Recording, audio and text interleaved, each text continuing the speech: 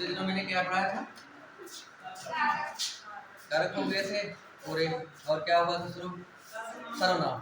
ठीक, सर्वनाम में शायद मैंने परिभाषा की बात करी थी।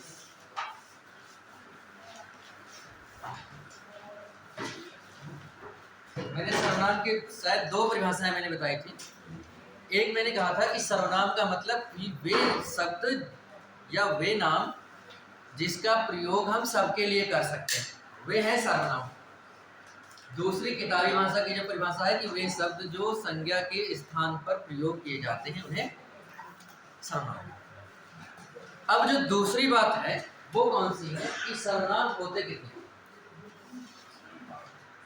तो सर्वनाम 11 होते हैं। कितने?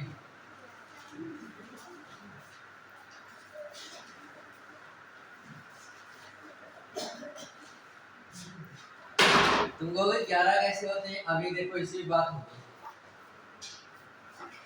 ये बात महत्वपूर्ण है। कैसे? कौन कौन से पहले लिख लेते हैं?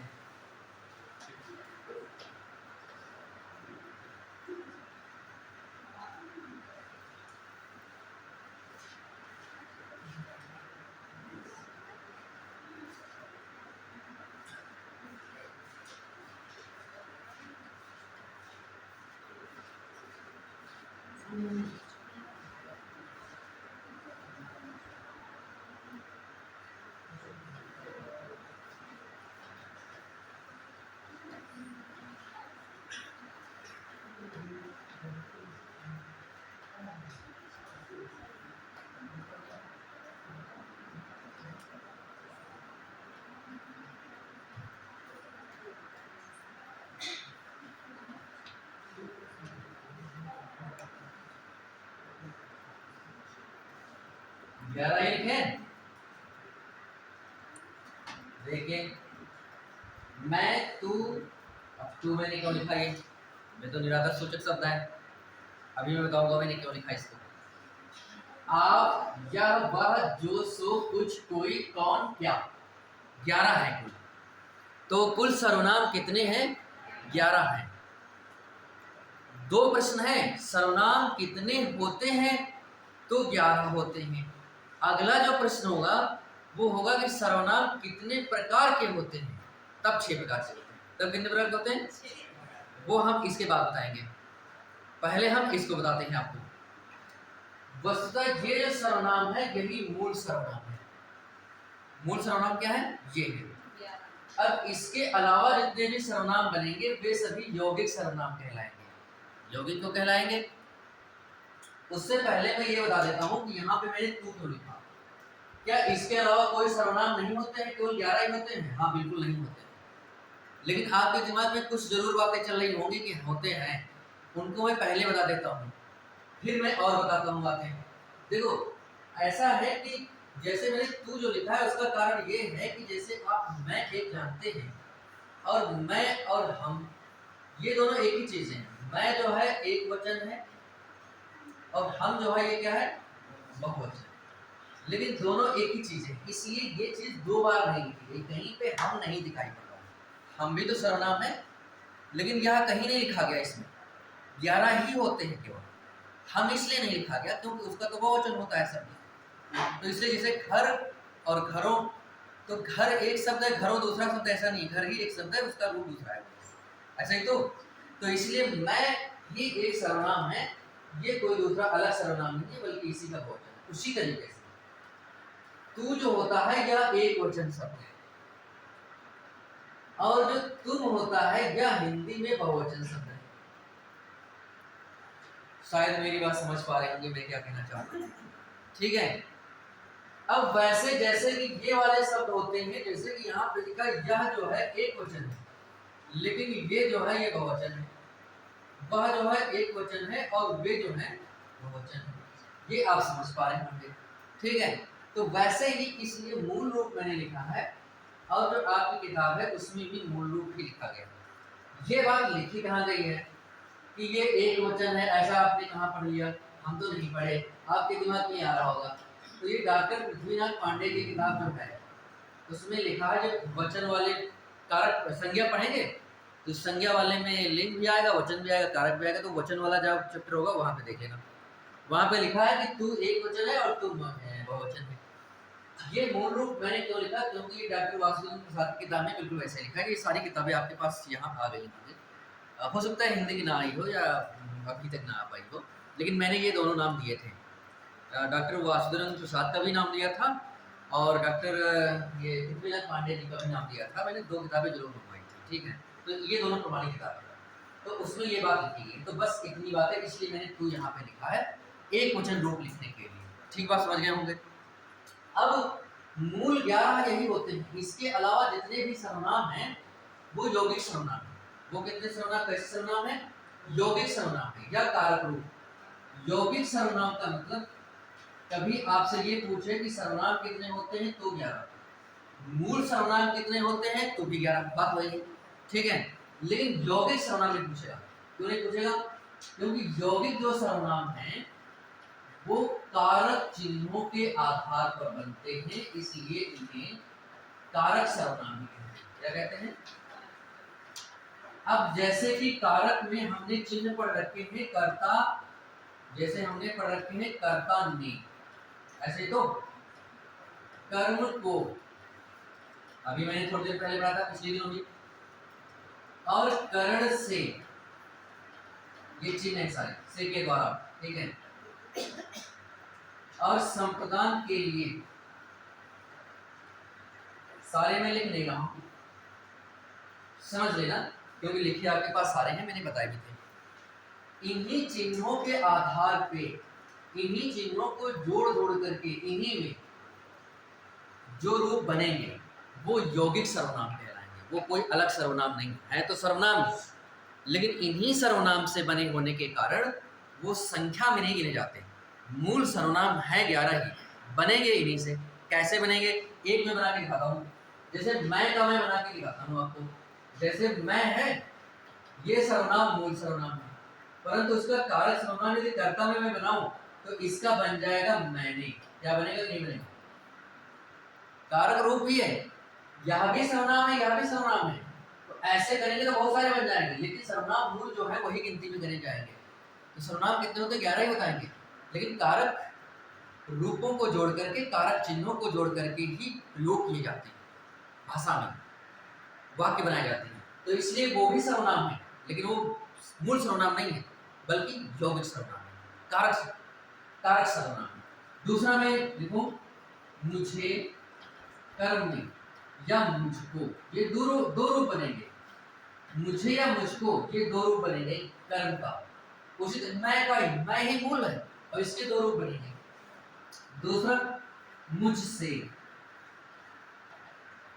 इसमें देखो से आता है, करण से, मुझसे बनेगा। अब यही बात कहीं पे जब वाक्य में गड़बड़ करते हैं, जैसे लिखा होता है कि मेरे को, जैसे कि मेरे को यह पुस्तक दो। अब मेरे को यह पुस्तक दो, तो कारक रूप के अनुसार जो कारक सर्वनाम है, ये गलत है कि नहीं गलत है?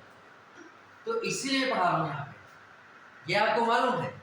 आप व्यवहारिक रूप से इसको सही समझ लेते हो, क्योंकि आपने कहीं बहुत जगह पे पढ़ा है वाक्य शब्दियों में। लेकिन व्याकरण कहाँ पे है? इसका व्याकरण कहाँ पे है? तो ये संग्राम है। मेरे को सही शब्द नहीं होता, मैं से मुझे या मुझको बनेगा, मेरे को नहीं बनेगा। तो ये जब प्रयोग होगा तो ये गलत। तो इसकी जगह पे जैसा आएगा तो इन दोनों में से कोई प्रयोग होगा, सही रूप मुझसे। अब मेरे लिए, यहाँ पे जो आएगा वो मेरे लिए आएगा, मेरे लिए। अगला जो होगा वो अपादान का रूप बनाएंगे, मुझसे वही वाला रूप बनेगा, मुझसे। अब देखो वो वाली चीज, मुझसे।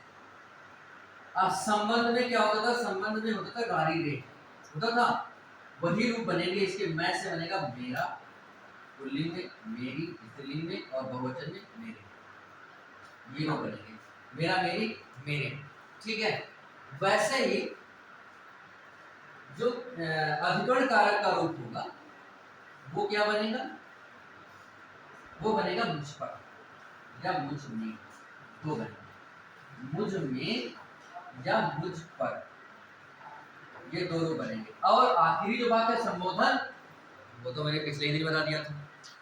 सर्वनाम शब्दों के संबोधन रूप नहीं बनते, है ना। हे मैं बनेगा क्या, नहीं बनेगा।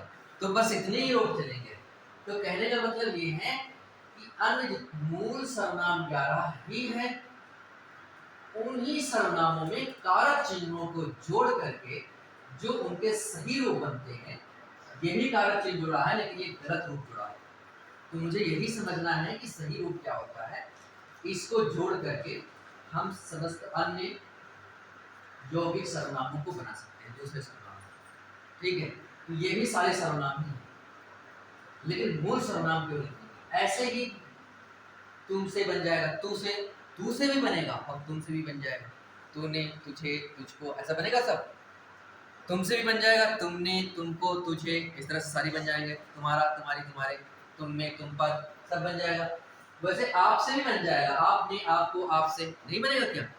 वैसे ही यह से, लेकिन यह वाली जो बात होती है ना, यह का रूप जो चलता है वो चलता है इससे। किससे चलता है?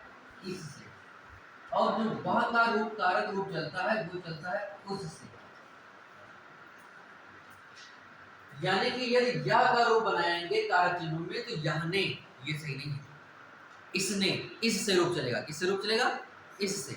इसने, इसको, इससे, इसके लिए, इससे, इसका, इसकी, इसके, इसमें, इस पर, ये रूप चलेगा। और वह का जो रूप चलेगा उस पर चलेगा। इनके रूप प्राय जो चलते हैं, जो का जिसने, जिससे चलेगा। क्या चलेगा? जिसने, जिसको, जिससे, ये रूप चलेंगे।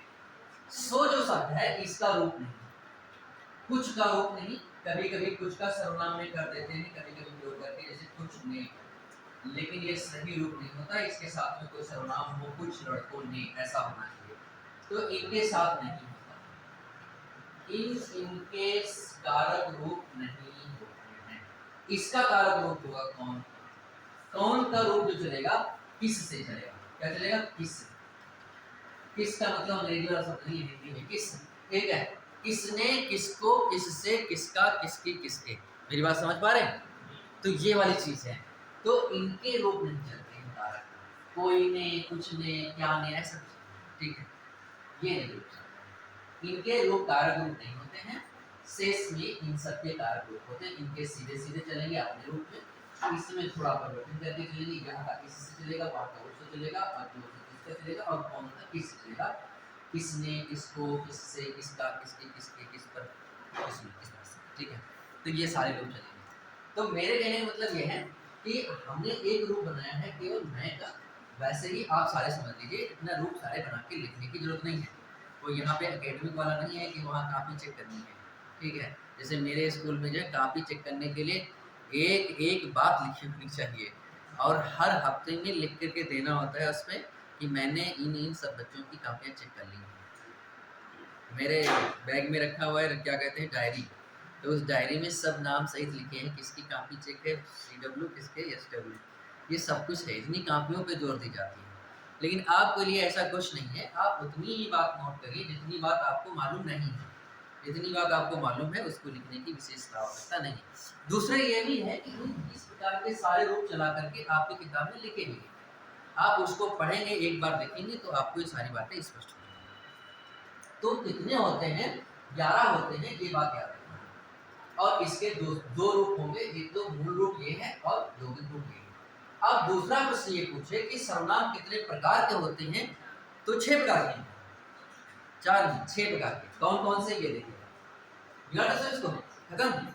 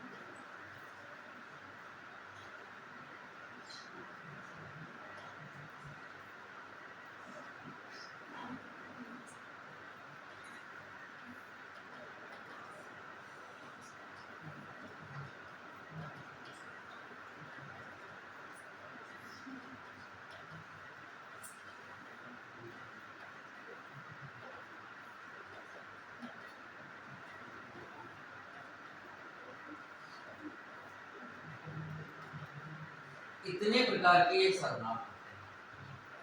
देखो 11 सर्वनाम लिखे थे मैंने, उनको बिगाड़ तो जरूर दिया है, लेकिन आपके पास लिखे होंगे। मैं उन्हीं में से उन्हीं 11 को इन 6 प्रकारों में बांट दिया गया है। वही जो 11 सर्वनाम है जो मैंने अभी लिखे थे, उन्हीं 11 सर्वनामों को इन 6 प्रकारों में बांट दिया गया है। कौन किसमें आता है मैं अभी आपको बताता हूँ। देखिए निजवाचक में इसमें आएगा आ। कौन सा आएगा? आ।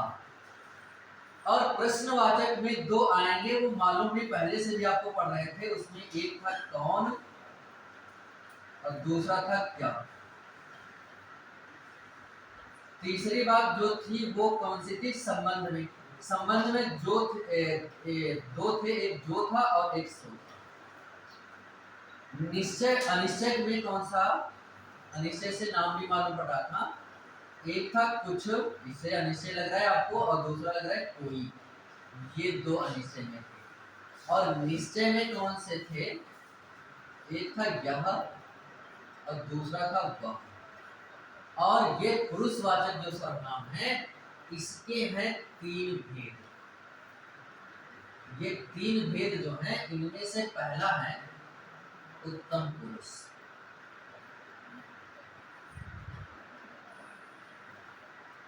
दूसरा है मध्यम पुरुष और तीसरा है अन्य पुरुष।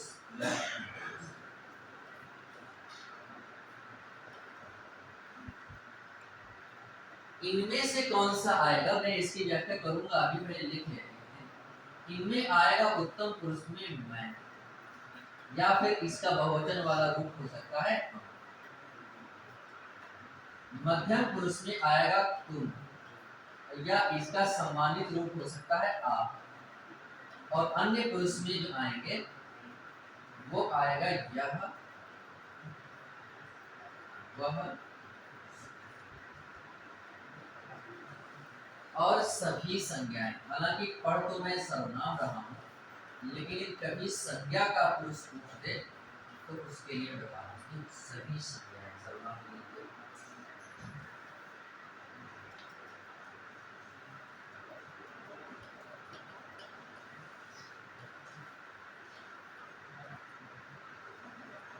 इतनी बात आप लिख लीजिए। देखो वही 11 लिखे, दूसरा कहीं कुछ नहीं आया होगा। हाँ दूसरा यदि आया है तो एक संज्ञा को मैंने यहाँ पे ले आया हूँ। बात सर्वनाम की चल रही थी, लेकिन मैं संज्ञा क्यों लाया हूँ अभी मैं बताऊंगा। इसके अलावा कोई नहीं बचा है। हाँ तो यहाँ पे आप देखिएगा कि उन्हीं को मैंने विभाजित कर दिया है 6 भागों में। ये इसमें शामिल होते हैं, लेकिन मैंने शामिल तो जरूर कर दिया है, लेकिन तब भी आप 2 जगहों पे बहुत कंफ्यूज हैं। 2 जगह वे कौन से हैं? एक तो निजवाचक में आप लिखा हुआ है, और दूसरा पुरुषवाचक के मध्यम पुरुष में आप लिखा हुआ यहाँ पे।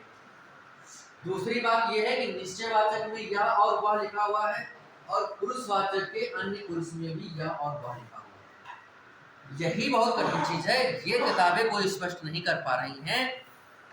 यही आपको शायद कंफ्यूज यहाँ भी कर रहा होगा। मैं इसके लिए बहुत सरल बात बताता हूँ।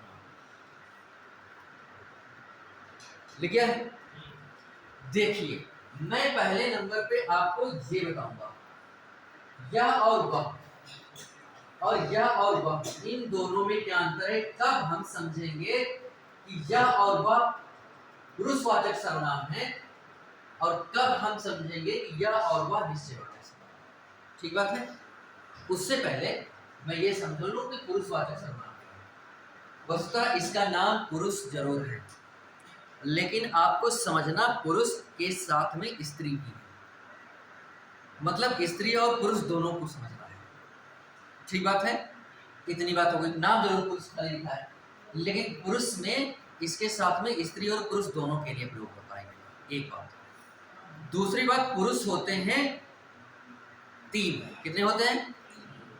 यूपी में पूछा गया था पुरुष होते हैं कितने, तो उसमें पूछा गया, उसमें उत्तर था 3।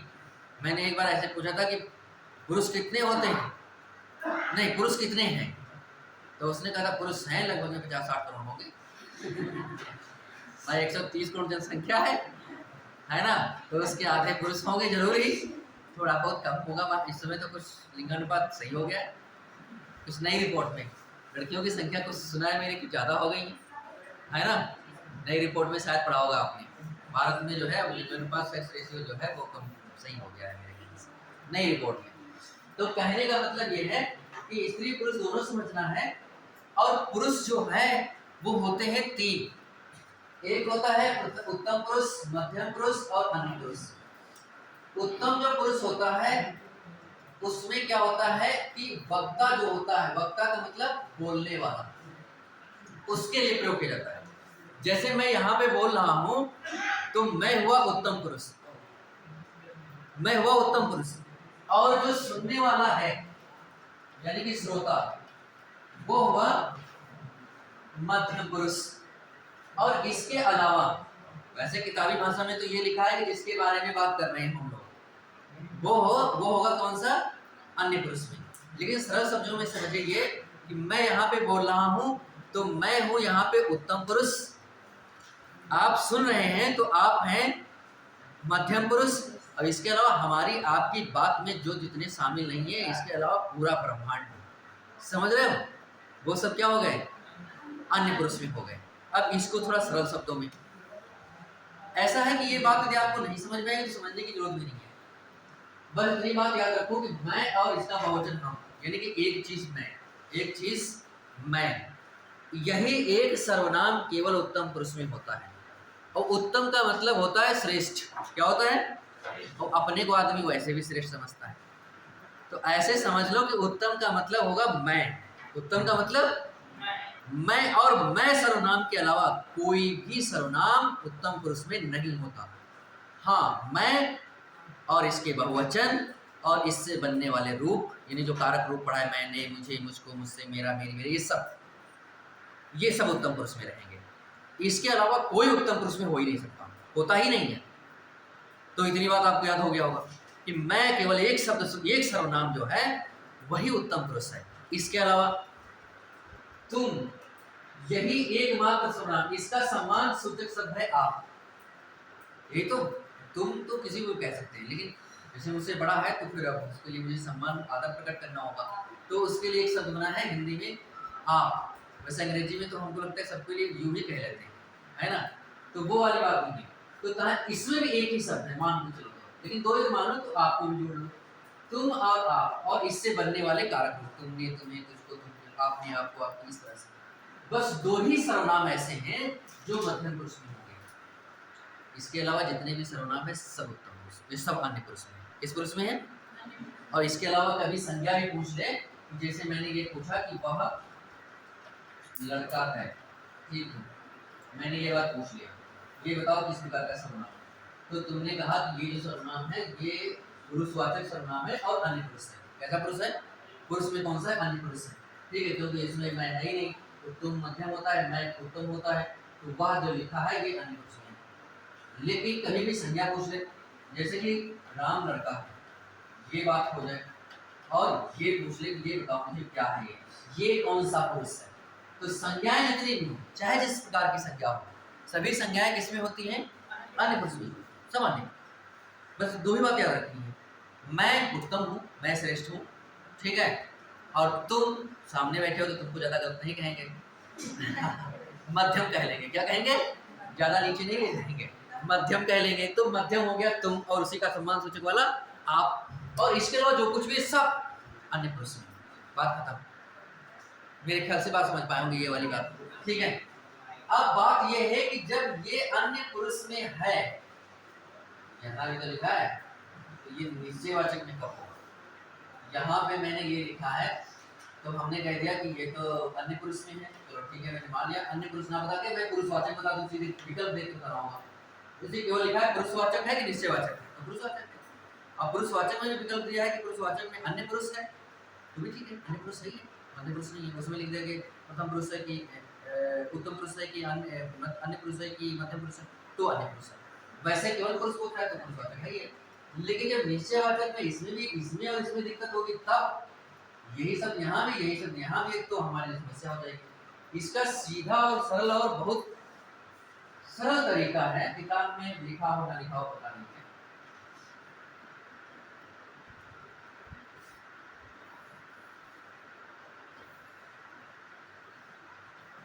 किताब में लिखा तो है लेकिन सीखा नहीं लिखा, उसको समझना पड़ता है।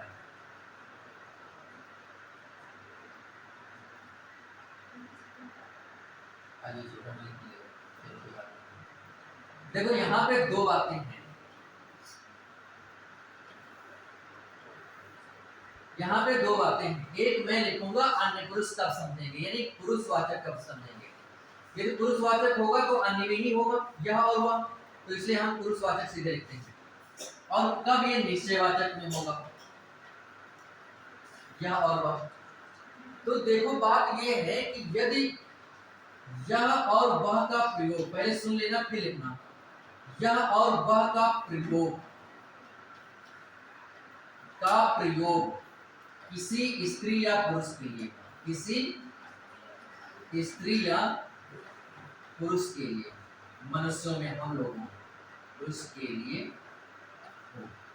पुरुष को केवल पुरुष के लिए, पुरुष का मतलब ये नहीं समझना कि जैसे जानवरों में, पक्षियों में, उसमें भी नर मादा होते हैं, उसको स्त्री पुरुष नहीं समझना है, केवल मनुष्यों में समझना है। किसमें समझना है, हम लोग। यदि किसी स्त्री पुरुष मनुष्य के लिए प्रयोग हो रहा है, यह और वह का प्रयोग, तो होगा पुरुषवाचक। अभी मैं उदाहरण दूंगा तो आप बिल्कुल एकदम समझ जाएंगे। लेकिन किसी वस्तु,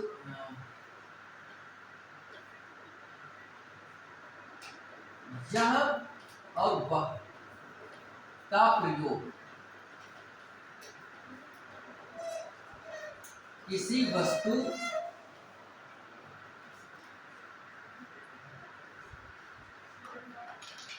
वस्तु जीव जंतु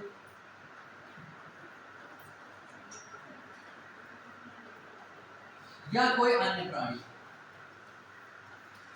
कोई अन्य प्राणी का मतलब ये है कि जैसे कि वृक्ष हो, पेड़ हो, वनस्पतियां हो, भी प्राणी कहे जा सकते हैं। प्राण में ई प्रत्यय जुड़ा हुआ है तो प्राणी, प्राणी का मतलब प्राण वाला। ई प्रत्यय जुड़ने से मतलब जिसमें युक्त हो, ठीक है, वाला अर्थ करता है। प्राण वाला यानी जिसमें प्राण हो। तो विज्ञान के अनुसार पेड़ पौधों में भी प्राण है, तो वो उनके लिए भी प्रयोग हुआ हो तो वो भी निश्चयवाचक है, प्राणी के लिए प्रयोग किया गया।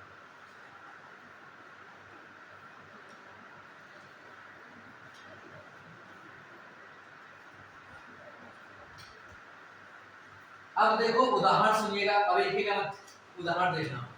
जैसे मैंने लिखा वह लड़का है, दूसरा मैंने लिखा वह गीता है, पहले ये लिखते, ठीक है, दो प्रकार की बातें। वह मोहन है, कौन सा है, वह मोहन है, यह रमेश है, ठीक है। अथवा वह घर जाता है, अथवा वह पढ़ता है। अब इनमें बात समझो, देखो वह लड़का है, ये तो स्त्री पुरुष का हो गया, बात खत्म, ठीक है, ये तो पक्का पक्का है। लेकिन एक बात और ले लेते हैं, जैसे मैंने लिखा कुछ बातें, जैसे मैंने लिखा वह कुर्सी है, क्या है, कुर्सी है या कलम है। दूसरा मैंने लिखा यह हाथी है, अथवा मैंने लिखा वह पक्षी, या पक्षी का किसी का नाम है ले लेता हूं या कुछ। देखो एक बात ये लग रहा है कि वह शब्द का प्रयोग किसी लड़के के लिए हुआ है ना, लड़का कोई स्त्री पुरुष ही तो है, तो स्त्री पुरुष है कोई, तो फिर ये पुरुषवाचक में जाएगा, अन्य पुरुष के लिए यह होगा। तो ये जो वह शब्द है ना, ये अन्य पुरुष है, और अन्य पुरुष का मतलब ये है कि यह पुरुषवाचक सर्वनाम है। कभी आपसे पूछे कि ये कैसा सर्वनाम है, ये निश्चयवाचक सर्वनाम है कि अनिश्चयवाचक सर्वनाम है, क्योंकि दो ही में तो अंतर है। कभी निश्चयवाचक वो अन्य पुरुष है, अन्य पुरुष में पुरुषवाचक सर्वनाम है कि निश्चयवाचक सर्वनाम, इनमें कभी नहीं होगा, क्योंकि अनिश्चय में तो कुछ कोई होता है संबंध में, इनमें से भी कोई दिक्कत नहीं है। दिक्कत सिर्फ कहाँ पे है, पुरुषवाचक सर्वनाम में भी यह हुआ लिखा है और निश्चयवाचक में भी लिखा है।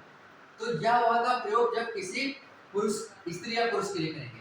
तो देखो ये पुरुष आ गया, मोहन क्या आ गया, पुरुष आ गया, रमेश क्या आ गया, पुरुष आ गया। वह घर जाता है। अब इसको थोड़ा आपको लग रहा होगा कि घर जाता है, ये कैसे सही होगा, ये कैसे इसका होगा। तो एक बार देखो कि घर जाने की जो प्रक्रिया है वह स्त्री या पुरुष ही तो करते हैं, उसमें भी कंफ्यूजन ये है। तो यहाँ पे एक बात और लिख सकते हो, यदि किसी वस्तु जीव जंतु हो या फिर भ्रम की स्थिति हो, भ्रम की स्थिति होने का भ्रम की स्थिति यहाँ पे हो, यानी कि कभी भ्रम की स्थिति हो कि ये क्या हो सकता है, क्या पशु पक्षी है कि मनुष्य है, तो भी पुरुषवाचक समझना है। भ्रम क्या है यहाँ पे कि जैसे वह घर जाता है तो आपके दिमाग में आ सकता है कोई कुत्ता है वो भी अपने घर जा सकता है, ये भी हो सकता है कि पशु पक्षी शाम को अपने घर जा सकते हैं, नहीं। तो वहां पे आपको लग रहा है कि हम पुरुष ही क्यों मान ले, स्त्री पुरुष ही क्यों माने, कोई पशु पक्षी दूसरा जानवर भी हो सकता है। तो ऐसा भ्रम वाली स्थिति भी हो तब भी पुरुषवाचक मानते हैं, हम दूसरे को नहीं लेते हैं, हम स्वयं को लेते हैं। वहां घर जाता है तो मतलब घर बाहर की जो बातें आती हैं ये मनुष्यों के द्वारा ही बनाई जाती हैं, ठीक है। तो इसलिए ये जो भ्रम वाली स्थिति हो तो वहां पे भी हम ये मानते हैं, पुरुषवाचक ही मानते हैं। मेरी बात समझ पाए होंगे। और वह पढ़ता है, इसमें कोई कंफ्यूजन नहीं, पढ़ने का काम अभी तक पशु पक्षियों ने नहीं किया है ना। तो इसका मतलब कोई स्त्री या पुरुष ही होगा, तो इसका मतलब ये पुरुषवाचक है, स्त्री या पुरुष होगा तो पुरुषवाचक है। दूसरा मैंने क्या लिखा है, किसी वस्तु के लिए हो, जीव जंतु या प्राणी के लिए हो। तो देखो वह कुर्सी है, तो वह शब्द का प्रयोग, तो यह वह सर्वनाम है, इसका प्रयोग किसके लिए हुआ, कुर्सी के लिए। यही तो, अब कुर्सी क्या है, कुर्सी वस्तु है, कुर्सी कोई वस्तु है ना। तो इसका मतलब ये क्या हो गया, ये निश्चयवाचक सर्वनाम है, ये कैसे सर्वनाम है, ये निश्चयवाचक सर्वनाम। शायद मेरी बात समझ पाए होंगे, क्योंकि कंफ्यूजन यहीं पे था कि कब पुरुषवाचक मानेंगे और कब निश्चयवाचक मानेंगे। तो किसी वस्तु के लिए, जीव जंतु के लिए हो तो निश्चयवाचक मान लेंगे, इसलिए कहा ये हाथी है तो हाथी का ये कोई वस्तु जीव जंतु है, प्राणी है ना, तो ये निश्चयवाचक है। फिर ये क्या है, पक्षी है, ये भी प्राणी है तो ये भी निश्चयवाचक है। इसी प्रकार से कुछ भी हो, जैसे लिखा हुआ सांप है, तो सांप क्या है, तो प्राणी है, जीव जंतु है ना, तो फिर इसका मतलब है कि वो निश्चयवाचक हो गए। शायद मेरी बात समझ पाए। यह और वह का प्रयोग दोनों में होता है, पुरुषवाचक सर्वनाम में भी होता है और निश्चयवाचक सर्वनाम में भी होता है। तो हम कहाँ पे कौन सा उत्तर देंगे, समझेंगे क्या। तो सीधा सरल है, यदि किसी स्त्री पुरुष के लिए इसका प्रयोग हुआ हो, ये पुरुषवाचक इसका नाम ही है ना, और इसी के तीनों भेद है। तो यदि किसी स्त्री या पुरुष के लिए यह और वह का प्रयोग हुआ हो तो पुरुषवाचक सर्वनाम है, अन्य पुरुष में। और यदि किसी स्त्री पुरुष के लिए नहीं हुआ है, किसी अन्य चीज के लिए हुआ है, कोई वस्तु के लिए हुआ है, कोई जीव जंतु के लिए, किसी दूसरे प्राणी के लिए हुआ है, तो सीधा सीधा वो निश्चयवाचक है। शायद बात समझ पाए, ठीक है। एक कंफ्यूजन और बचा है, बाद में दूसरे बताएंगे। एक कंफ्यूजन है निजवाचक सर्वनाम में, कौन सा, यहाँ पे देखना है निजवाचक सर्वनाम। यहाँ पे भी आप लिखा है और यहाँ पे भी आप लिखा है, तो हम कब आपको पुरुषवाचक सर्वनाम मानेंगे मध्य पुरुष में, और कब आपको निजवाचक सर्वनाम मानेंगे। और परीक्षाओं में निजवाचक सर्वनाम पूछता भी बहुत है, और इन दोनों में भी बहुत सरल अंतर है समझना, ठीक है। कैसे, देखिए ये सब लिखना है कि निकाले हो, लिख डालो जल्दी से, ये चीज लिख लो। ये पुरुषवाचक कब समझेंगे और निश्चयवाचक कब समझेंगे, कुछ इसमें से उदाहरण लिख लेना जैसे समझ में आए। ये चीज भी लिख लेना, ये तो शायद लिख ली है, जल्दी से लिख लो बस एक मिनट।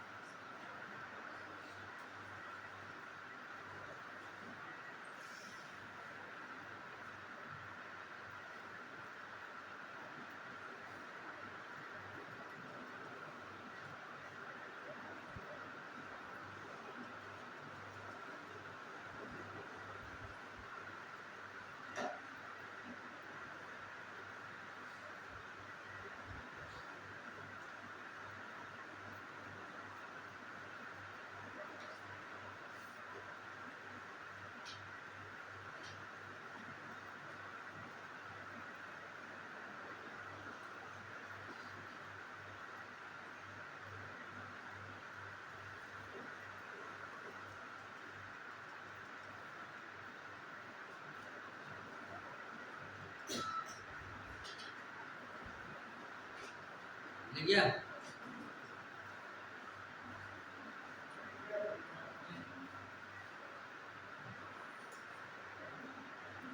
कुछ लोग अभी लिख रहे हैं। हो गया? हटा दें?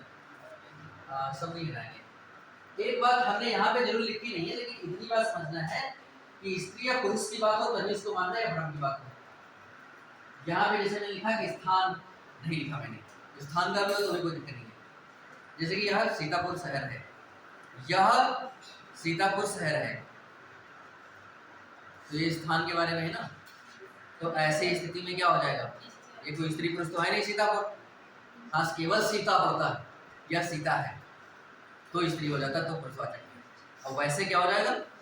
तो स्त्री पुरुष ना हो और इस प्रकार से भ्रम वाली स्थिति ना हो, तो सभी के सभी जितने प्रकार के होंगे सब निश्चय में है। ठीक है, नीचे अब हम आप वाली बात करते हैं।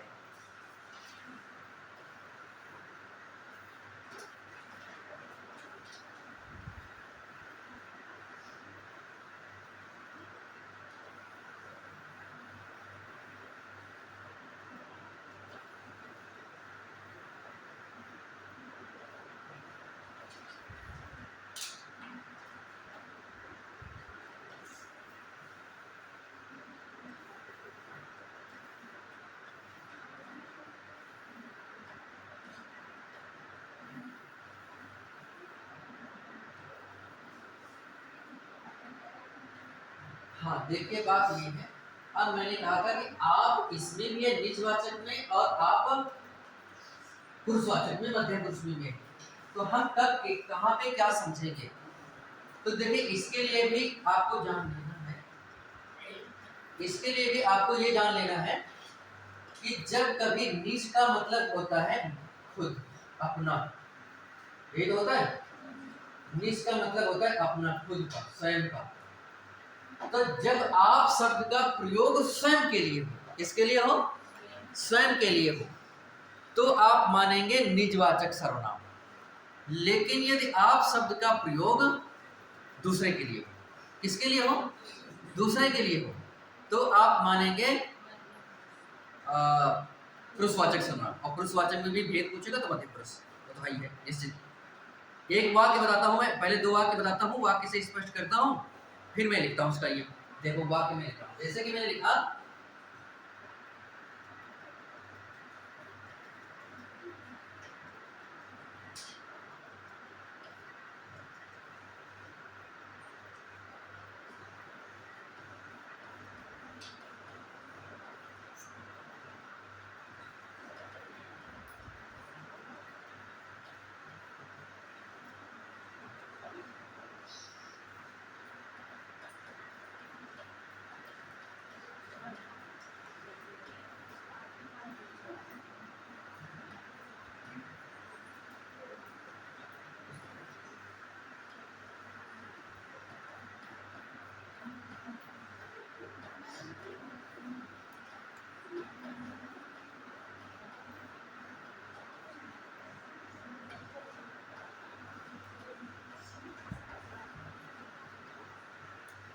देखो दो वाक्य लिखे हैं, एक जगह पे यहाँ आप शब्द का प्रयोग हुआ है, एक जगह पे यहाँ।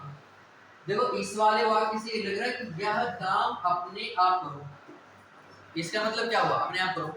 इसका मतलब स्वयं के लिए बात करी जा रही है, यानी खुद के लिए, यही तो बात है। तो जब इस शब्द की शब्द यही होगा, दूसरा कोई शब्द नहीं। ये वाले शब्द मान्य नहीं है, कुछ किताबें ऐसी हैं, नाम नहीं लेना चाहिए तो मैंने ले लिया, ठीक है। ये किताबें खुद या स्वयं इन शब्दों का भी उसमें सम्मिलित करती है कि ये वाले शब्द भी आ जाए तो वहाँ निजवाचक समझना है, ऐसा नहीं है। ये नहीं शब्द आएंगे, ठीक है, ये शब्द है ही नहीं, ये शब्द सर्वनाम ही नहीं है। ये शब्द जो है स्वयं और खुद, ये जो है अव्यय शब्द है। अभिकारी शब्द जो उधर संबंध बोधक, समुच्चय बोधक, विस्मयार्थ बोधक जो पढ़ेंगे आगे जाकर के, वो वाले शब्द हैं, ये सर्वनाम ही नहीं है, ठीक है। तो इसलिए इसमें नहीं, सर्वनाम ये है, यही वाला शब्द आना चाहिए। आप, केवल ऐसे आप लिखना चाहिए, साफ साफ, ठीक है। तो आप शब्द लिखा है और इसका अर्थ उस वाक्य में स्वयं के लिए, अर्थ की बात है, शब्द नहीं होना चाहिए स्वयं या खुद, अर्थ वहां पे होना चाहिए इस वाले शब्द का, तो वहां पे होगा निजवाचक। तो वहां पे कौन सा सर्वनाम होगा?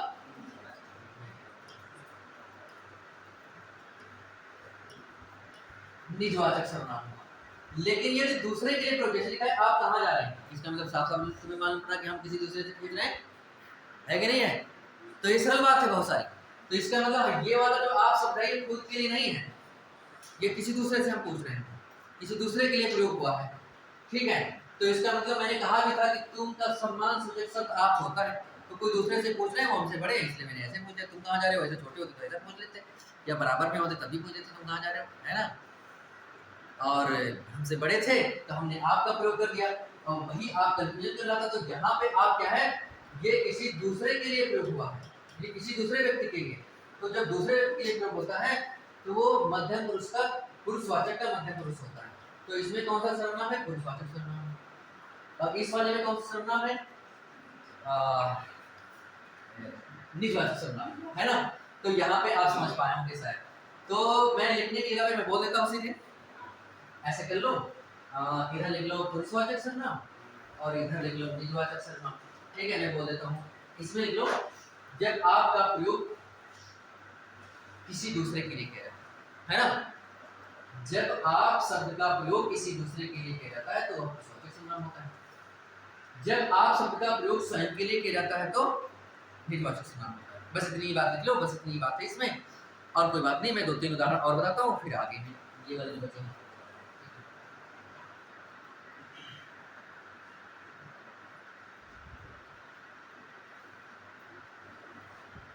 बोलना पड़ेगा कि समझ गया, लिख लिया होगा अपने मन से। जब आप शब्द का प्रयोग दूसरे के लिए करते हैं तो पुरुषवाचक सर्वनाम है, और जब आप शब्द का प्रयोग स्वयं के लिए करते हैं, खुद के लिए करते हैं, तो निजवाचक सर्वनाम है। निज का मतलब अपना, आप स्वयं का होता ही है।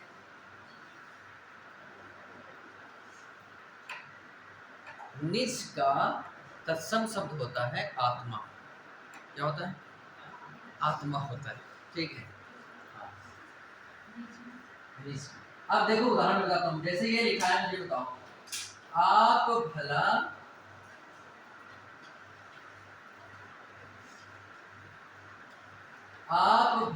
तो जग भला।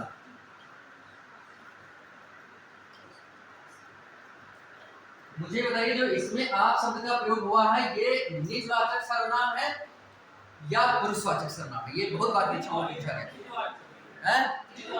निजवाचक सर्वनाम है, सीधी सी बात है, स्वयं के लिए हुआ है, खुद के लिए है ना, खुद के लिए हुआ है, स्वयं के लिए हुआ है, इसलिए निजवाचक सर्वनाम है।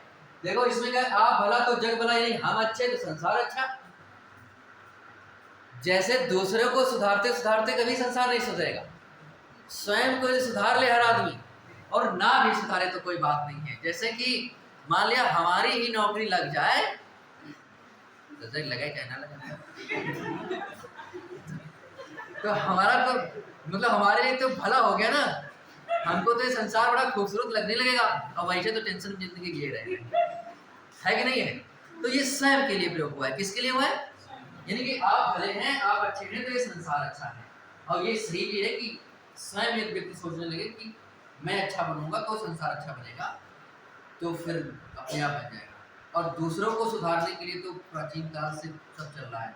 भारत में न जाने कितने समाज सुधारक पैदा हो गए, कितने संत पैदा हो गए, कितने गुरु पैदा हो गए, और दूसरे के सुधारने के चक्कर में कुछ सुधार, ठीक है? तो ये बात है। दूसरा मैं एक उदाहरण और देता हूँ, ये कबीर ने लिखा है, कबीरा आप ठगाइए और ठगिए को, ये मुझे बताओ, कबीरा आप ठगाइए, और दूसरी लाइन है और न ठगिए कोई, और न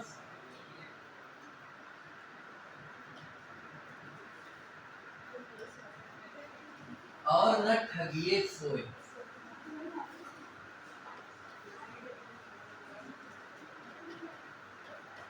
और दूसरी लाइन में भी आप शब्द का प्रयोग आया, आप ठगे सुख उपजे, आप ठगे सुख उपजे, और ठगे दुख होए, और ठगे दुख होए। मुझे ये बताओ कि इसमें आप शब्द का प्रयोग एक बार, दो बार आया है, दो बार आया है। तो आप लोग मुझे बताइए कि इसमें जो है कौन जो है निजवाचक है और कौन पुरुषवाचक है। ऊपर वाला आपने बताए हैं कि पुरुषवाचक है और नीचे वाला निजवाचक है। और कोई परिवर्तन करेगा इसमें? दोनों दोनों पुरुषवाचक है, ये भी ठीक है। और कोई बताएगा? मैं आपको बता रहा हूं कि दोनों निजवाचक है। दोनों क्या है? ये दोनों के दोनों निजवाचक है। ऐसा क्यों है? स्वयं के लिए दोनों हुए हैं। आप इसका अर्थ सही से लगा नहीं पाए। मैं बताता हूं आपको। पहली लाइन लिखा है कि कबीरा आप ठगाइए। आप कबीर कहते हैं, थोड़ा उल्टी लगेगी पहले, लेकिन बाद में फिर इसकी व्याख्या करूंगा तो आपको सही लगेगा। ठीक है, पहले शाब्दिक अर्थ करते हैं। कबीरा आप गए, कबीर कहते हैं कि स्वयं ठग जाइए और ठगिए को, लेकिन दूसरे को मत ठगिए। स्वयं ठग जाइए लेकिन दूसरे को मत ठगिए। ये बात गलत नहीं लगी होगी, ये सही लगी हो जाए। आप ठगे सुख उपजे, यदि स्वयं ठग जाओगे तो सुख मिलेगा। ये गलत लगा? स्वयं ठग जाओगे तो सुख मिलेगा, सुख उत्पन्न होगा और ठगे सुख हो। लेकिन ये तुमने दूसरे को ठग लिया तो दुख होगा। आपको कुछ ये वाली बात सही नहीं लगी होगी। ये वाली बात उसका आप जानते हो कि कबीर आत्मा परमात्मा वाले कवि है ना, भक्ति काल के निर्गुण शाखा के ज्ञान मार्गी धारा के कवि है ना, तो वो आत्मा परमात्मा के संदर्भ में बात करते हैं। वो कहते हैं, ऐसे समझो कि ये वाली बात अच्छी लग रही है कि कबीर कहते हैं कि स्वयं ना किसी को ठगिए, दूसरा कोई ठग ले तुम्हें तो कोई बात नहीं है। लेकिन यदि तुमने किसी को ठग लिया तो आप है, स्वयं यदि ठग गए तो सुख मिलेगा, लेकिन दूसरे किसी को तुमने ठग लिया तो तुम्हें दुख मिलेगा। ऐसा क्या है कि हमने ठग लिया तो दुख हो जाएगा? हमने किसी को ठग लिया तो मेरे पास तो पैसे आ जाएंगे, मौज आ जाएगी, ठीक है। लेकिन कबीर कहते ये बात नहीं है। ये बात ये है कि तुमने यदि नहीं ठगा किसी को, आप ठगे सुख हो जाए। आप यदि स्वयं ठग जाओगे तो सुख प्राप्त होगा। कैसे? तब यहाँ के मरने के बाद परमात्मा के पास जाओगे तो वहां पे क्या होगा? फिर न्याय का फैसला होगा। तो आप जो है किसी को ठगे नहीं थे, आपको ठग लिया गया था, तो यमराज धर्मराज जो है जब फैसला देंगे तो कहेंगे कि इसने तो किसी को ठगा नहीं था, बल्कि ये स्वयं ठगा गया था, इसकी स्वयं की हानि हो गई थी, इसलिए इसे कुछ पुरस्कार दिया जाए, ब्याज सहित दिया जाए, है ना, ब्याज सहित दिया जाए। तो कहने का मतलब ये है कि कुछ सुख मिलेगा ना। कबीर कह रहे हैं, आत्मा परमात्मा वाले कवि हैं, तो जानते भक्ति काल के कवि हैं, तो आप यदि ठगे जाओगे तो सुख प्राप्त होगा, परमात्मा तुम्हें न्याय देगा और उससे ज्यादा तुम्हें फायदा देगा। लेकिन तुमने और मैंने दूसरे को ठगे दुख हो, लेकिन दूसरे को तुमने ठग लिया तो दुख होगा, क्योंकि धर्मराज कहेंगे 10 लाते मारोगे भैंस क्या, तो परेशानी होगी कि नहीं होगी? और डाल दो इसको, क्या कहते हैं, रौरव कुंभी पाकार नरकों में। ये नरकों के नाम है, ये आप धर्मशास्त्र पढ़ेंगे तो ये नाम आएंगे। बहुत से जैसे कि जेल में भी क्या कहते हैं, बहुत सी प्रकार की सजाएं होती है ना, कोई कम सजा है, कोई ज़्यादा है, कोई उस तरह से है। वैसे ही धर्मशास्त्र में नरकों के बारे में भी क्या कहते हैं, कैटेगरीज की गई हैं। कुछ कम कष्ट वाले हैं, कुछ ज़्यादा कष्ट वाले हैं, कुछ बहुत ज़्यादा कष्ट वाले हैं, तो उनके नाम भी हैं अलग अलग। तो इसी तरीके से रौरव कुंभी पाक इत्यादि ये सब ठीक है। तो ये मेरी बात समझ पाए होंगे। तो यहाँ जो आप शब्द का प्रयोग हुआ है, ये आप शब्द दोनों जगह पे स्वयं के लिए हुआ है ना। यानी कि कबीरा आप ठगे, स्वयं ठग जाओ तो कोई बात नहीं, दूसरे ना ठगो, और आप ठगे यदि स्वयं ठग गए तो सुख मिलेगा। यानी दोनों जगह पे खुद के लिए हुआ है।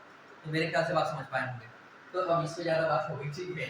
तो कहने मतलब आप में और इस वाले आप में कुछ जान पाए होंगे, दोनों में डिफरेंट, कि कब हम निजवाचक समझेंगे और कब हम पुरुषवाचक समझेंगे। दूसरे के लिए प्रयोग होगा तो उसमें आप ही का प्रयोग होता रहता है, आप कहाँ जा रहे हो, आप क्या कर रहे हो, आप कैसे हैं, है ना, ये सब होता है। तो वैसे वालों में पुरुषवाचक होगा दूसरे के लिए, और स्वयं के लिए होगा तो निजवाचक होगा, ठीक है।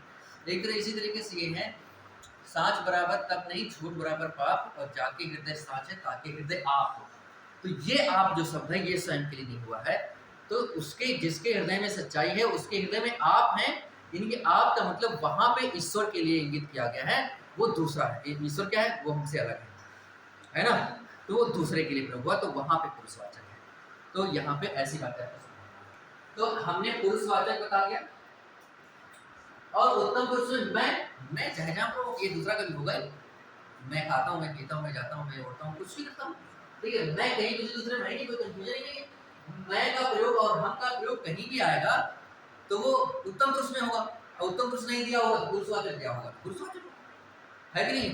तो मेरे ख्याल से तीनों बातें, और तुम में भी वही बात है, तुम कहीं भी आएगा दूसरा कुछ भी नहीं सकता। तुम जो आएगा वो तुम कहाँ पे होगा, उससे पुरुषवाचक ही हो सकता है। तुम और मैं पुरुषवाचक ही होंगे, दूसरा कहीं नहीं, कोई कंफ्यूजन नहीं, बस बात खत्म। तो हम समझते हैं कहीं मैं आ गया। मैं पूछ लिया कि मैं जो शब्द है ये जैसे लिखा है कि मैं घर जाता हूँ, ठीक है, मैं घर जाता हूँ, इसलिए पूछ लिया कि ये बताओ ये जो मैं शब्द है ये किस प्रकार का किस प्रकार का सर्वनाम है, पुरुषवाचक है, निश्चयवाचक है, निश्चयवाचक है, पुरुषवाचक, संबंधवाचक, इतना बात है। मैं केवल उसमें है, ये दूसरे में कहीं नहीं, दूसरे में तो दूसरे, तो ये क्या हो जाएगा पुरुषवाचक सर्वनाम में सीधा। ऐसे ही तुम आने वाले जो कंफ्यूजन वाले थे वो तो समझ ही गए। ठीक, आप इनको समझ लेना है। अनिश्चय, अनिश्चय में कुछ या कोई, लेकिन इसमें एक बात समझनी है अनिश्चय वाले में, कुछ या कोई दो शब्द आ जाए तो समझना कि ये सर्वनाम है, और सर्वनाम होने के साथ साथ में अनिश्चय है, और किसी को हो ही नहीं सकते। लेकिन एक बात इसमें और भी समझनी योग्य है, क्योंकि कुछ और कोई अनिश्चयवाचक विशेषण भी हो सकते हैं। कौन सा हो सकते हैं, तो विशेषण कब हो सकते हैं, तो विशेषण होने की कंडीशन क्या हो सकती है मैं आपको बताता हूँ, और कब ये सर्वनाम रहेंगे मैं ये बात बताते हूँ। ये लिखा रहना जरूरी है, इसलिए मैं ऐसे भी रहा हूँ, तो सीधे साफ कर।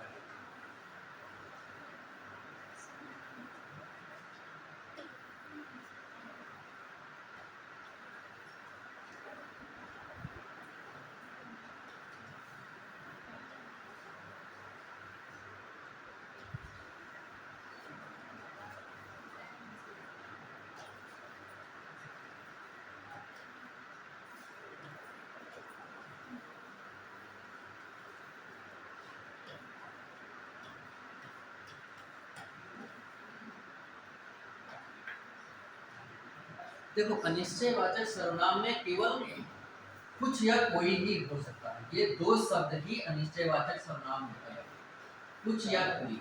यदि आपसे ये स्वतंत्र रूप से ऐसे लिखूं मैं, जैसे मैंने कोई लिख दिया, मैं पूछूं कि ये बताओ ये क्या है, ये संज्ञा है, सर्वनाम है, विशेषण है, क्रिया है, संबंध क्या है, ये क्या हो सकता है, तो ये है सर्वनाम। क्या है ये सर्वनाम। दूसरे बात मैं ये स्वतंत्र रूप से ऐसे लिखा है, मैं पूछूं कि ये सर्वनाम में किस प्रकार का सर्वनाम है, कौन से भेद का है, तो ये अनिश्चयवाचक सर्वनाम। कौन सा है, कोई से कुछ से निश्चय तो कुछ है नहीं, तो ये है अनिश्चयवाचक सर्वनाम। इतनी बात भी स्पष्ट हो गई। लेकिन जब वाक्य में प्रयोग होता है तो दिक्कत आती है। तो दिक्कत ये आती है कि यदि कुछ या कोई के बाद, इन दोनों शब्दों के बाद यदि किसी संज्ञा शब्द का प्रयोग कर दिया जाएगा तो ये शब्द दोनों विशेषण का काम करने लगेंगे। जैसे कुछ लड़के आ रहे हैं, तो कुछ के बाद मैंने लड़के का प्रयोग कर दिया, कुछ लड़के आ रहे हैं, तो ये लड़के का विशेषण हो गया अनिश्चयवाचक विशेषण। ये विशेषण में भी पढ़ेंगे, इसके बाद विशेषण नहीं पढ़ना है, ठीक है। तो यहाँ पे कुछ या कोई सर्वनाम नहीं बचाएगा, ये क्या हो गया, ये हो गया सर्वनाम तो था लेकिन सर्वनाम विशेषण हो जाएगा। ये क्या हो जाएगा, विशेषण का काम करने का विशेषण हो जाएगा। तो इसके लिए फिर हम कब समझेंगे कि विशेषण होगा, कब समझेंगे कि ये सर्वनाम होगा। तो सीधा सरल बात ये है कि कुछ या कोई के बाद में संज्ञा नहीं आनी चाहिए, क्रिया आना चाहिए। क्या आना चाहिए, कुछ लड़के आ रहे हैं ऐसा ना हो, कुछ कह रहे हो या कुछ बोल रहे हो या कुछ कर रहे हो। ये जो कुछ के बाद कुछ कर रहे हो, कुछ के बाद तुरंत क्या आ गई, क्रिया आ गई, संज्ञा नहीं आई ना। यदि संज्ञा आ जाती तो हो जाता विशेषण। क्या हो जाता, विशेषण। तो संज्ञा की विशेषता बन जाती। लेकिन संज्ञा ना आए, क्रिया आ जाए तो वो सर्वनाम बचा रहेगा। और कैसा वाला सर्वनाम रहेगा, अनिश्चयवाचक सर्वनाम। बस ये बात है। कुछ या कोई के बाद संज्ञा के स्थान पर क्रिया आना चाहिए। शायद समझ गए होंगे, लेकिन चाहो तो लिख भी सकते हो। कुछ या कोई के बाद क्रिया आने पर कुछ या कोई अनिश्चयवाचक सर्वनाम होती है। इतनी बात ठीक है? मतलब शायद समझ तो गए होंगे, इसमें कुछ ज्यादा समझना है नहीं। ठीक है, अब दूसरी बात है कि इसको छोड़ के आ जाते हैं संबंध कारक। संबंध कारक में जो सो और इससे बनने वाले कारक रूप का प्रयोग हो सकता है। और इसमें क्या होता है, संबंध में कोई संबंध बताया जाता है, यानी कि जो दूसरा वाला वाक्य होगा वो पहले वाले वाक्य से संबंधित होगा, पहले वाले वाक्य पे निर्भर होगा। तीसरी बात, कोई कहावत या लोकोक्ति के टाइप में होगा। ये कई बातें होती हैं इसमें, ये सभी बातें लिख लो। अब इसमें हम सारी बातें लिखना नहीं चाहते, हेडिंग डाल लो संबंध वाचक सर्वनाम, उसमें मैं बोल देता हूं, उसको लिख लो, फिर मैं उदाहरण देता हूं।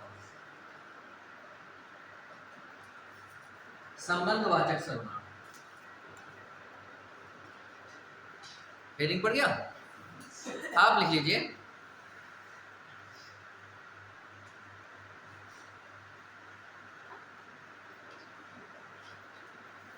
संबंधवाचक सर्वनाम में दूसरा वाक्य पहले वाक्य पर निर्भर रहता है, यह संबंधित रहता है, ऐसे लिख लो। दूसरा वाक्य पहले वाक्य से संबंधित होता है और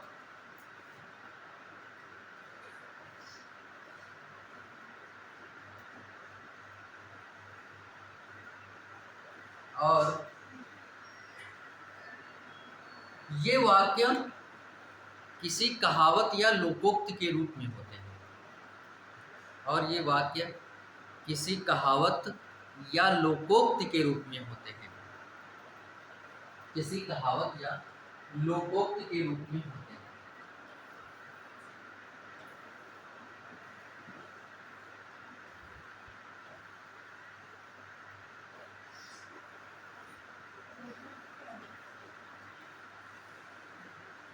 किसी कहावत या लोकोक्ति के रूप में होते हैं। अब मैं उदाहरण बताता हूं, जैसे मैंने लिखा जिसकी लाठी उसकी भैंस, ये कहावत है कोई, जिसकी लाठी,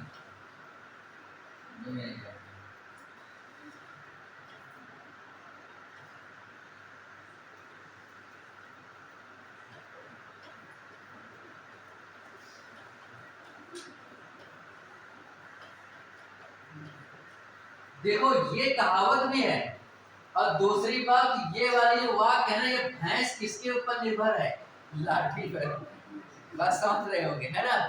यदि लाठी मजबूत नहीं है, कमजोर है, तो भैंस नहीं मिल पाएगी। ये प्राचीन काल से चला आ रहा है। ऋग्वेद में भी लिखा है कि वीर भोग्या वसुंधरा, ये पृथ्वी केवल वीरों के द्वारा भोगी जाती है। और वीर केवल शरीर से नहीं, वीर का मतलब है बल, और बल जो है, वीर वही होगा जिसके पास बल होगा, वही तो बात है। और जो बल है वो बल 3-4 प्रकार के मुख्यतः होते हैं। उनमें से जैसे कि धन बल, जन बल, लोग बहुत ज्यादा है तुम्हारे साथ, जन बल। दूसरा शरीर बल, शरीर की सामर्थ्य, और चौथा है बुद्धि बल। और भी बल होते हैं, लेकिन ये 4 बल बहुत प्रसिद्ध हैं। इन 4 बलों में से ऋग्वेद में कहा गया है कि बुद्धिर्यस्य बलम तस्य, यानी कि बुद्धि बल जिसका है, सारे बल उसी के। यानी कि सबसे शक्तिशाली बल कौन सा है, बुद्धि बल। यदि आपके पास बुद्धि है तो आप धन भी कमा सकते हैं, बुद्धि है तो आप शरीर को मेंटेन भी कर सकते हैं, है ना। बुद्धि है तो आप धन है तो फिर 20 आदमी आपके साथ चल भी सकते हैं।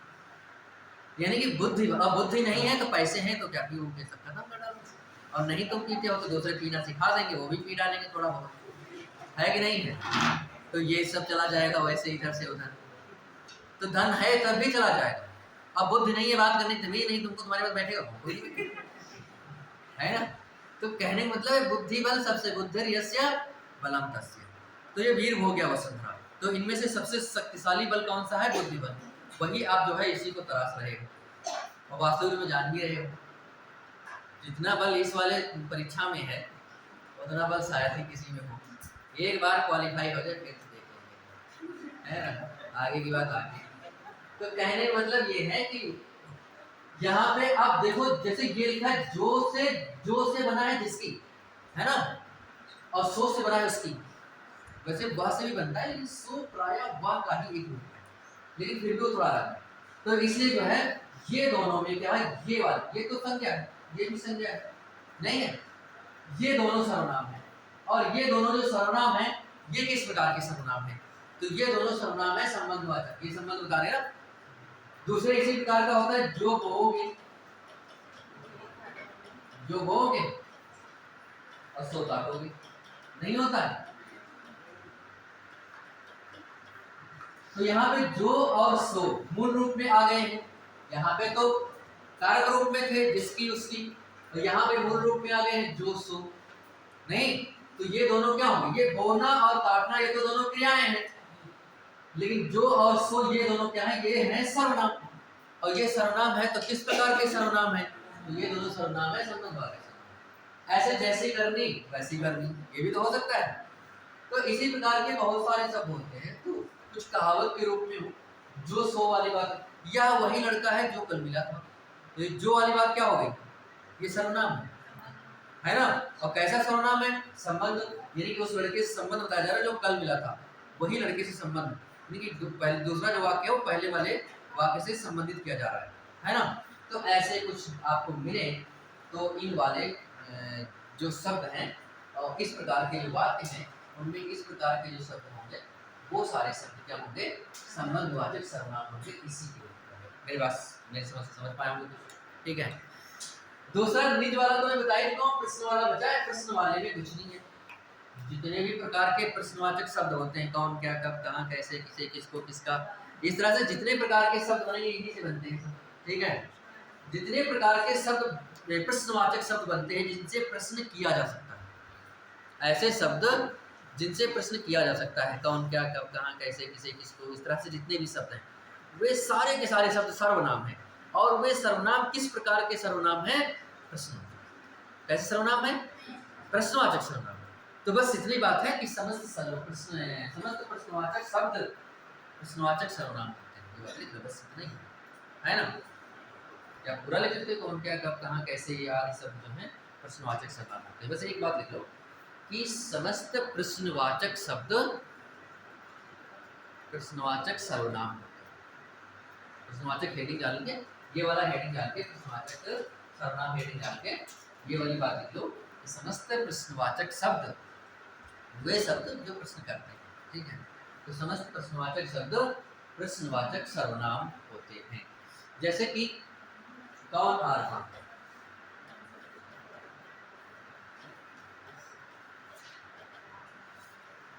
तो यहाँ पे जो कौन है, ये कौन जो है ये प्रश्नवाचक सर्वनाम।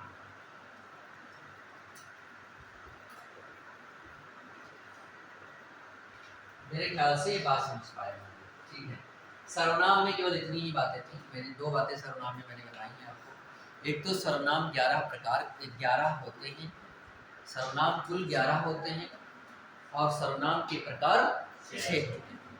और 6 के मैंने प्रकार बताए हैं, इनमें से कौन कौन, देखो पुरुषवाचक सर्वनाम ये इम्पोर्टेंट है, ये दोनों इम्पोर्टेंट है। और निजवाचक तो यदि सर्वनाम पूछता है तो मुझे लगता है कि निजवाचक ही पूछता है, निजवाचक सबसे ज़्यादा इम्पोर्टेंट है।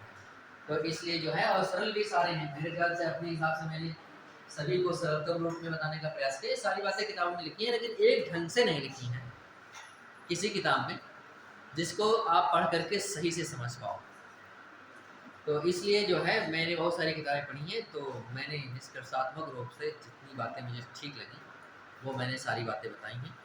और डायरेक्टली पूछ रहा है किसी तरीके से, जैसे कि मान लिया बताओ इसमें से कौन सा निजवाचक सर्वनाम है या वैसा है, तो 3 बातें लिखा, जैसे कि यह, मैं, जैसे कौन, और जैसे कि कुछ, और तुमसे इसने पूछा कि बताओ कौन सा प्रश्नवाचक सर्वनाम है, तो ये हो जाएगा।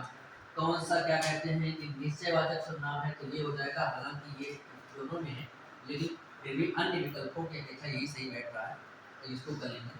तो पुरुषवाचक सर्वनाम कौन सा है, तो मैं है। निश्चयवाचक सर्वनाम कौन सा है, तो कुछ है। यदि ऐसे पूछ रहा है तो भी बता सकते हो, दूसरा वाक्य में पूछ रहा है तो भी बता सकते हो, ठीक है।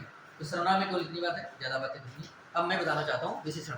विशेषण थोड़ा इंपॉर्टेंट इसलिए भी है क्योंकि विशेषण वाला जो चैप्टर है, ज़्यादा तो टाइम नहीं है लेकिन जितना भी टाइम है उसमें हम जितनी भी शब्दावलियाँ हैं विशेषण की, वो मैं बता देता हूँ आपको, और प्रकार कल बताएंगे, और अन्य जितने भी उसकी परिभाषाएं हैं और शब्दावली हैं उनको मैं आज बता देता हूँ। ठीक है, वो बहुत इंपॉर्टेंट है। ये विशेषण वाला जो पोर्शन है, ये विशेषण आपके समीक्षा अधिकारी में भी है और पूछता भी 10% है।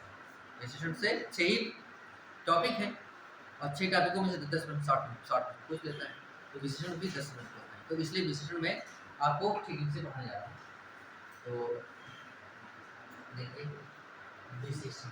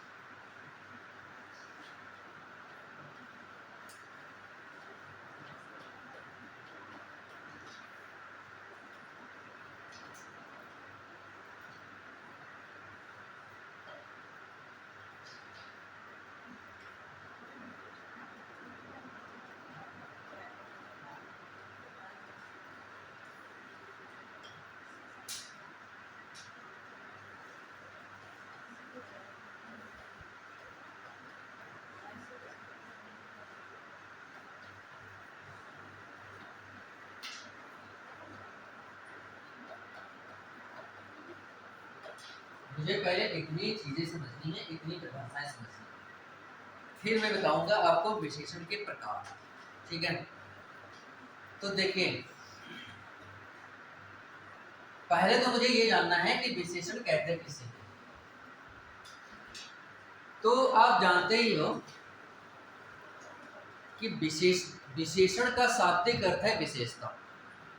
जैसे मैंने संज्ञा का शाब्दिक अर्थ बताया था, संज्ञा का मतलब होता है नाम, सर्वनाम का मतलब होता है सबका नाम, और उसी तरीके से विशेषण का मतलब होता है विशेषता।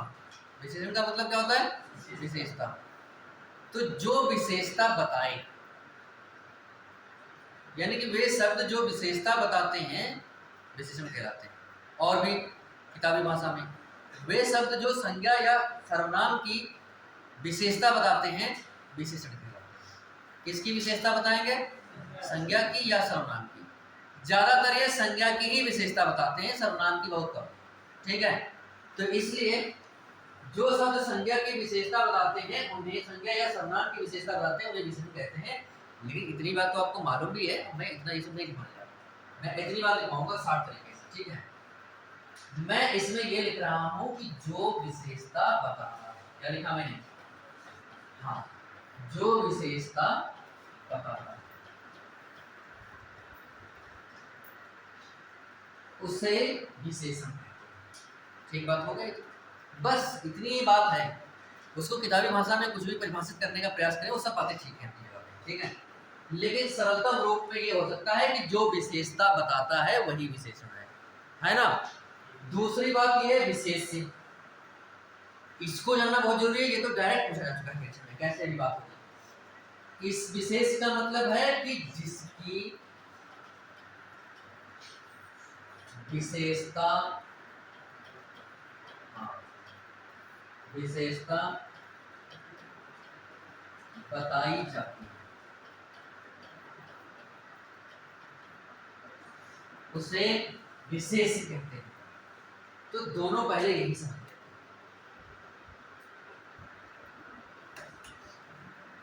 प्रश्न तो सबसे पहले ये समीक्षा अधिकारी में पूछा गया था कि जिसकी विशेषता बताई जाती है उसे कहते हैं।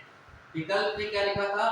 नंबर 1 लिखा था सर्वनाम, नंबर 2 लिखा था विशेषण, नंबर 3 लिखा था विशेष्य, नंबर 4 लिखा था प्रविशेषण या कुछ भी इस तरह से कोई भी विकल्प।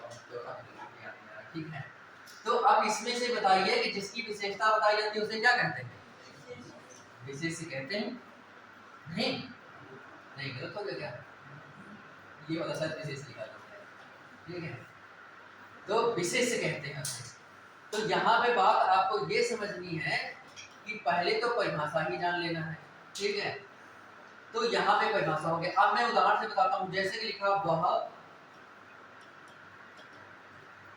सुंदर लड़का है।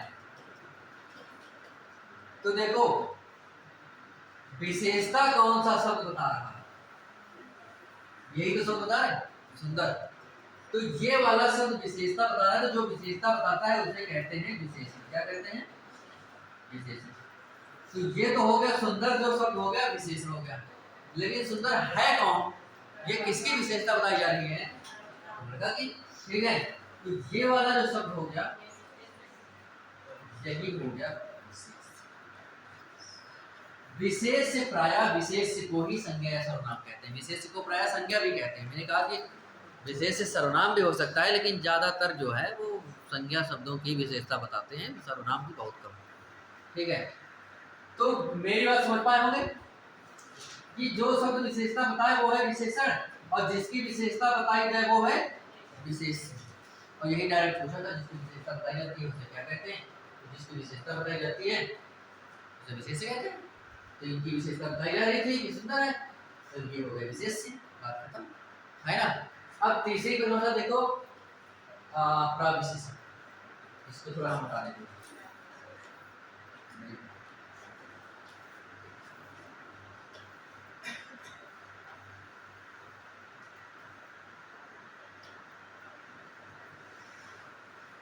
अब प्रविशेषण किसे कहते हैं? विशेषता की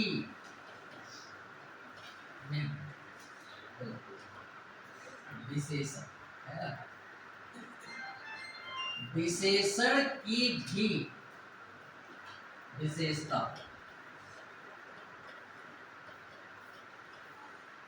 बताने वाले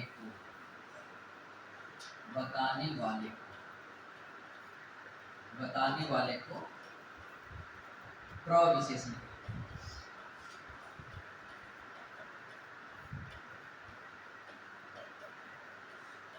समझ गए होंगे मेरे ख्याल से, थोड़ा थोड़ा। अब देखिएगा, जैसे मैं वही बात की, वह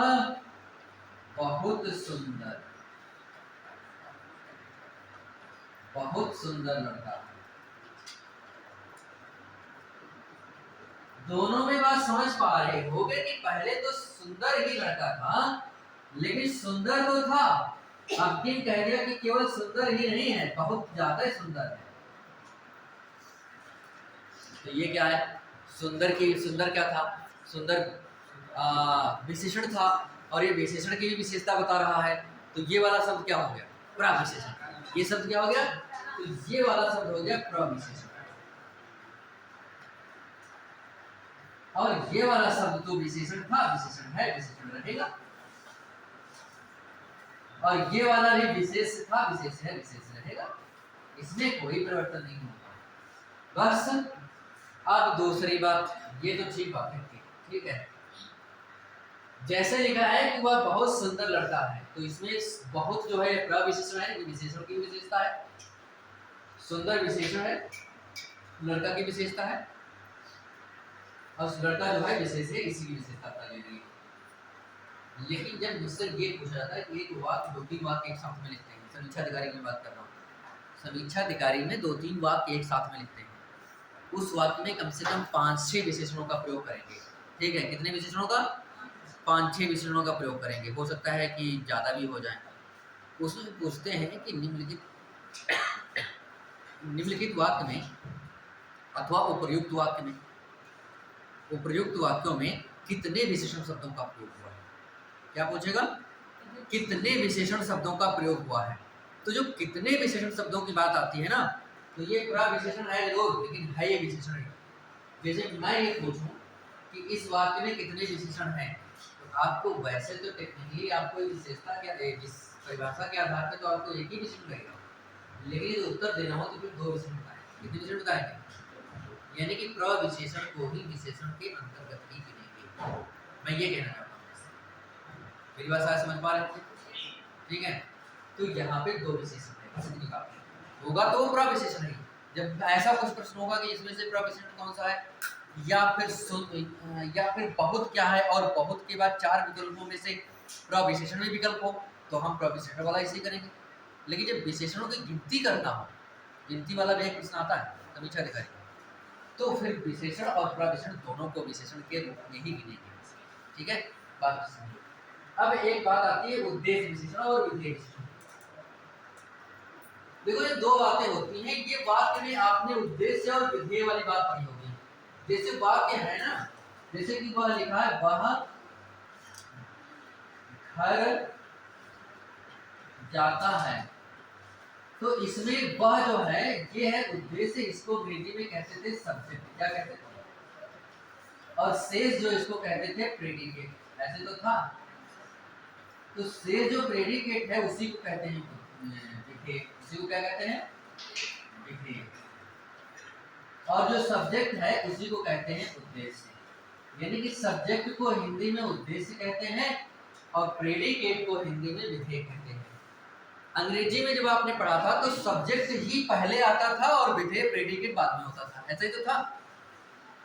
तो बस बात ये है कि ऐसा विशेषण शब्द जो विशेष के पहले यदि है, क्योंकि तो उद्देश्य से पहले होता है ना, तो उसे कहेंगे उद्देश्य विशेषण। क्या कहेंगे? और यदि विशेष के बाद में विशेषण है तो कहेंगे विधेय विशेषण। समझ नहीं पाए उदाहरण से समझना। जैसे मैं ये बात लिखूं,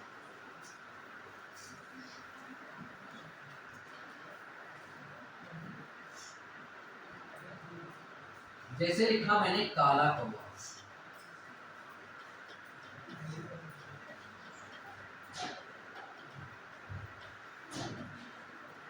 काला कौवा उड़ रहा।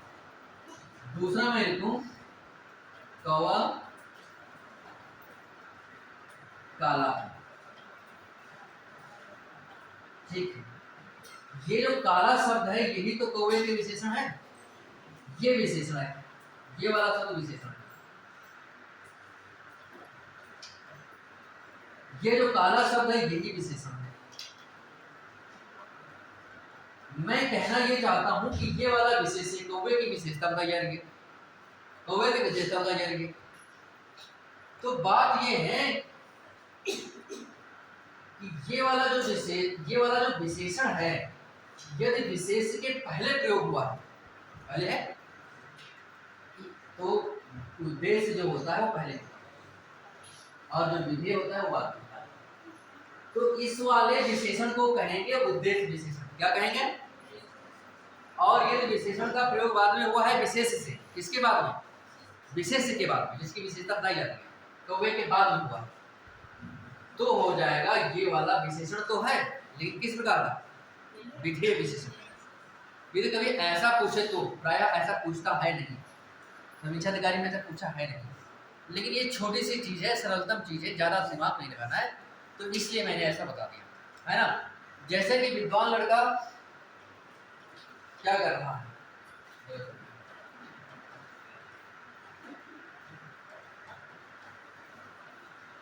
जैसे लिखा विद्वान आदमी, और दूसरा मैंने लिखा आदमी विद्वान होते हैं। आदमी, इसका मतलब उल्टा मत समझना, ये बड़ा चलता भी है, यूट्यूब पे मैंने सुना है तो वो हम नहीं कहना चाहते ना, वो ठीक बात है ना। तो मेरे कहने का मतलब ये है, जैसे कि खीरा कड़वा है, क्या है? कड़वा। या फिर मैं कहूं